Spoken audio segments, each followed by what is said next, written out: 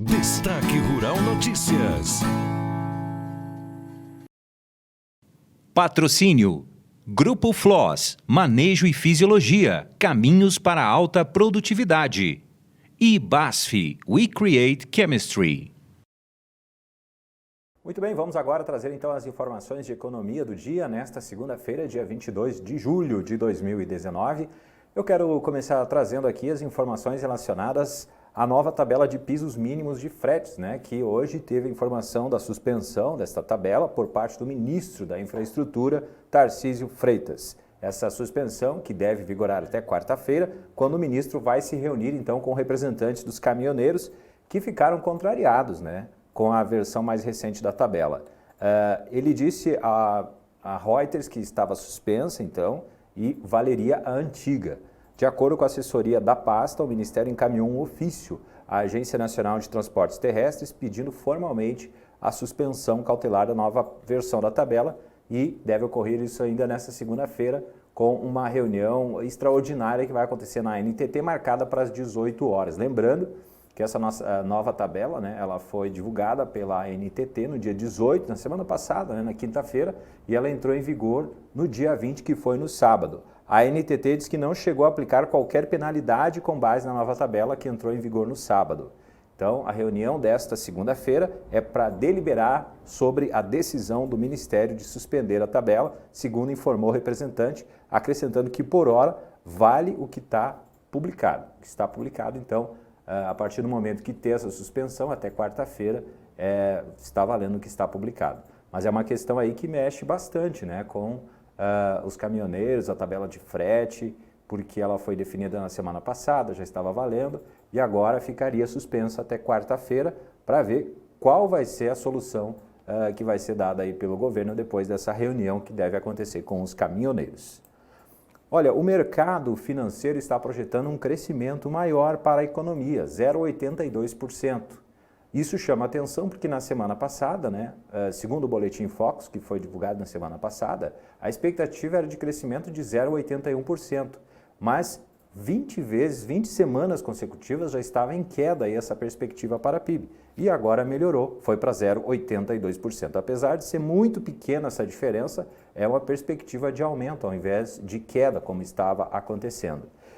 Além disso, também nós tivemos aqui no Boletim Focus estimativa de inflação caindo de 3,82% para 3,78%, a taxa básica de juros ficando no mesmo patamar esperado aí pelo mercado, 5,5% no final do ano, portanto são esperados cortes aí de 1 ponto percentual até lá, até o final do ano, e o dólar, a cotação caiu de 13,80 para 13,75, R$ 13,75, então agora no final de 2019. Se for tentar uma explicação, o que levou então os economistas do mercado financeiro a diminuir, aumentar essa perspectiva aí para a PIB, depois de cair bastante, a gente vê que tem duas coisas básicas aí que estão certamente influenciando positivamente. A reforma da Previdência, o texto que está andando na Câmara dos Deputados, é uma questão importantíssima, e a outra também, essa possibilidade de o mercado receber recursos do FGTS com a liberação, que inclusive é um assunto que vai ser divulgado nessa semana.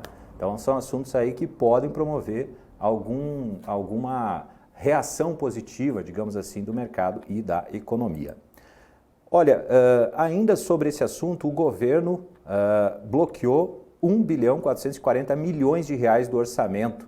A revisão para baixo do crescimento da economia brasileira neste ano, então, fez com que a equipe econômica anunciasse, então, esse novo bloqueio no orçamento. O dado é do relatório bimestral de avaliação de receitas e despesas, divulgado, então, pelo Ministério da Economia. Foi decidido contingenciar 1,443 bilhões de reais de verba do Executivo. Lembrando que a estimativa inicial era de 2,250 milhões, mas a equipe econômica usou 809 milhões de uma reserva de emergência criada em março. E isso é resultado também da queda de perspectiva de PIB por parte do governo. Antes a expectativa era de 1,6% e agora está em 0,81% a expectativa de crescimento do PIB para 2019 por parte do governo.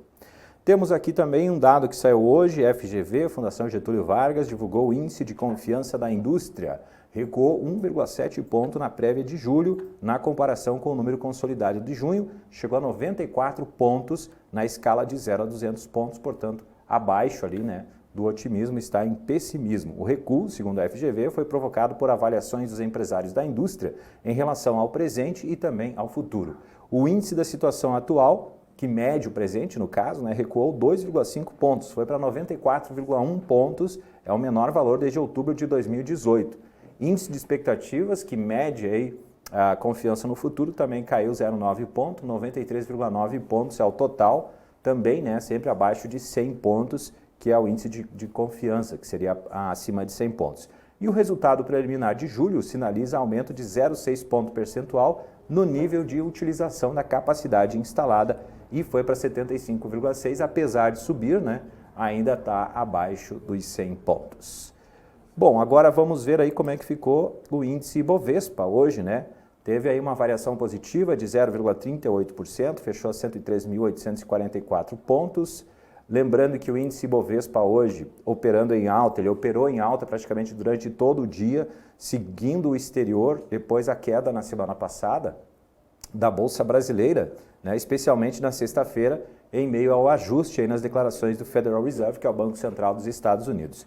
Os investidores hoje acompanham o início da temporada de resultados e estão esperando aí pela agenda econômica da semana. Entre eles tem dados do PIB dos Estados Unidos, no segundo trimestre, né? E também, como eu falei antes, sobre aquele anúncio da liberação dos saques do FGTS. São dois assuntos principais aí que estão em compasso de espera para serem conhecidos aí pelos investidores e o índice Bovespa, então, tem esse resultado positivo aí, então, nesta segunda-feira. Vamos ver como é que ficou o dólar, então, se subiu ou se caiu. Bom, enquanto o índice Bovespa subiu, né? O dólar caiu 0,21%, fechou a R$ 3,73, R$ 3,738.